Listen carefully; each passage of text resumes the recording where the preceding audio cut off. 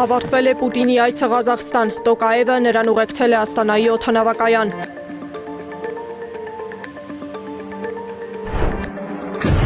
Ռուսական անօդաչուի ընկնելուց հետո Ռումինիայում փակվել է Ռուսաստանի գլխավոր հյուպատոսությունը, իսկ հյուպատոսը հայտարարվել է անցանկալի անձ։ Բուլղարիան թույլ կտա ամերիկյան ռազմական ինքնաթիռներին մնալ երկրի տարածքում միայն մինչև հունիսի վերջ, քանի որ Միացյալ Նահանգները չի հաստատել բուլղարացի այցելուների համար առանց վիզայի ռեժիմի համակարգը, հայտարարել է վարչապետ Ռումեն Ռադևը։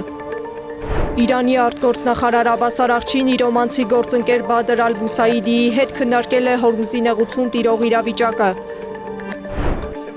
Դոնալդ Թրամփն էլ հայտարարել է, որ Իրանը պետք է հրաժարվի միջուկային զենք ստեղծելու ցանկացած հնարավորությունից, իսկ Հորմուզի նեղուցը պետք է անմիջապես բացվի ազատ նավարկության համար, առանց որևէ սահմանափակման կամ վճարների։